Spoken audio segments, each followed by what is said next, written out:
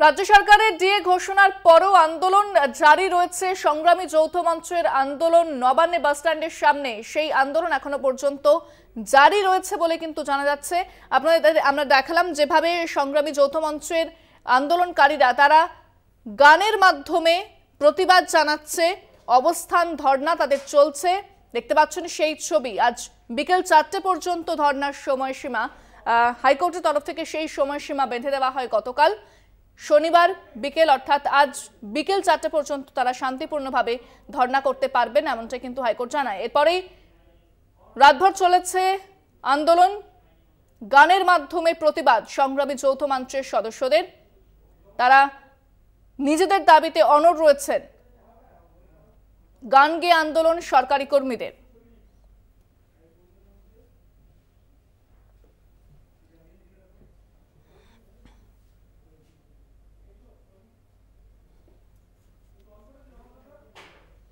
আজ বিকেল 4টে পর্যন্ত ধর্ণার সময়সীমা সে মতোই জারি রয়েছে। সকাল থেকে প্রতিবাদ আন্দোলন সংগ্রামী যৌথ মঞ্চের সদস্যদের, এবং তারা গান গেয়ে আন্দোলন শুরু করেছেন। গতকাল আমরা দেখেছিলাম যখন তারা নবান্নের সামনে ধর্ণা শুরু করেছিলেন, সেই মুহূর্তে পুলিশ এসে তাদের হটানোর চেষ্টা করে, তাদের অন্যত্র সরানোর কথা বলে পুলিশ। এরপরেই রাজ্য যায় হাইকোর্টে, এবং হাইকোর্ট জানিয়ে দেয় শনিবার বিকেল 4টে পর্যন্ত শান্তিপূর্ণ ধর্ণা করতে পারবেন সংগ্রামী যৌথ মঞ্চের সদস্যরা। এরপরেই তাদের এই ধর্ণা এখনো পর্যন্ত জারি রয়েছে। আজ বিকেল 4টে পর্যন্ত তারা শান্তিপূর্ণ অবস্থান করতে পারবেন, সেই সময়সীমা বেঁধে দিয়েছে হাইকোর্ট।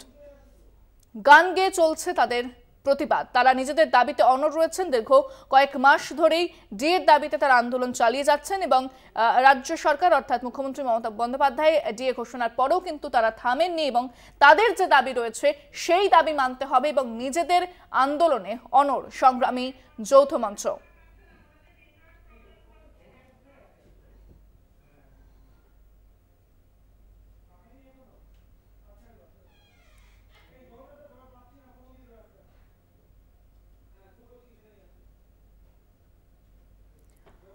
বিস্তারিত কথা বলবো, ফোনে রয়েছেন আমাদের প্রতিনিধি জগন্নাথ সামন্ত।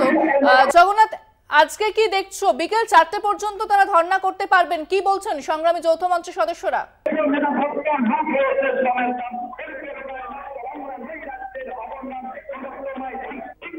জগন্নাথ, শোনা যাচ্ছে? হ্যাঁ জগন্নাথ, কি বলছেন সংগ্রামী যৌথ মঞ্চের সদস্যরা? বিকেল 4টে পর্যন্ত তারা ধর্ণা করতে পারবেন, সেই সময়সীমা দেওয়া হয়েছে তাদের। একেবারে কোর্টের সময়সীমা মেনেই তারা এই আন্দোলন করবে জানিয়েছে, এবং 3টের সময় একটা প্রেস কনফারেন্স করে এই যে দুদিন ধরে তারা এই নবান্নে বাস স্ট্যান্ডে তারা আন্দোলন করছে এবং বিভিন্ন দাবি দাওয়া নিয়ে আন্দোলন করছে।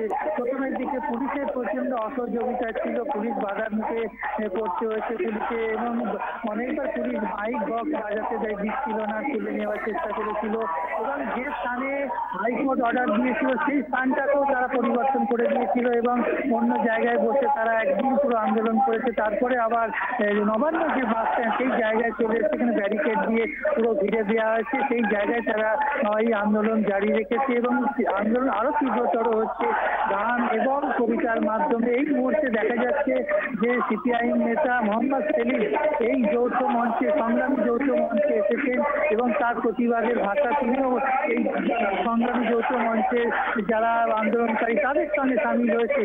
এই মুহূর্তে তিনি মোহাম্মদ সেলিম রয়েছেন এই যৌথ মঞ্চে, এবং আরো রাজনীতির নেতারা আসে কিনা সেটাই দেখা। বারবার যেটা তো প্রশ্ন উঠছিল যে রাজনীতি রং লাগে কিনা, মোহাম্মদ সেলিম যেটা বলে যে একেবারে এই সংগ্রাম অর্থাৎ সরকারের বিরুদ্ধে এই যে জাতীয় নিয়োগ পথ এবং বিয়ে বকেয়া বাকি সমস্ত যে প্রতিবাদ, এই প্রতিবাদের মঞ্চে তিনি এসেছেন। এতে কোনো রাজনীতি রং না দেখেই তিনি এসেছেন। তবে এই মুহূর্তে দেখা যাচ্ছে যে ধর্ণা মঞ্চে মোহাম্মদ সেলিম রয়েছে, এবং যারা আন্দোলনকারী অর্থাৎ সরকারি কর্মচারীরা তারা এই মুহূর্তে আন্দোলন চালাচ্ছে, এবং গান এবং কবিতা আমরা বারবার যেটা বলছি তাদের ভাষা প্রকাশ করছে না, অনেকটাই তীব্রতর হচ্ছে এই আন্দোলন। জগন্নাথ, তাদেরকে বিকেল 4টে পর্যন্ত সময় দেওয়া হয়েছে, এরপর তারা কি বলছেন, তারা কিভাবে নিজেদের কর্মসূচি চালাবেন?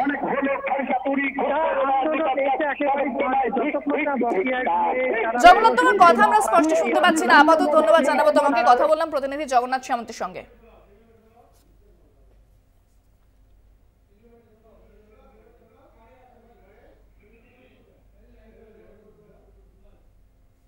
তার বিরুদ্ধেই তো মানুষ সোচ্চার হচ্ছে।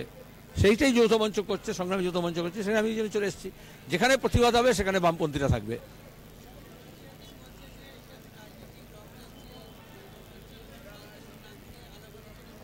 নীল সাদারা কি রাজনীতি লং নয়? এই যে রঙে মোহে গেরুয়া বলে যে মমতা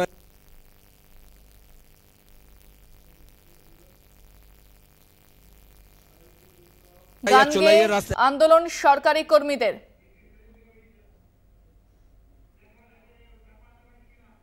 বিকেল 4টে পর্যন্ত তাদের সময়সীমা বেঁধে দেওয়া হয়েছে ধর্নার।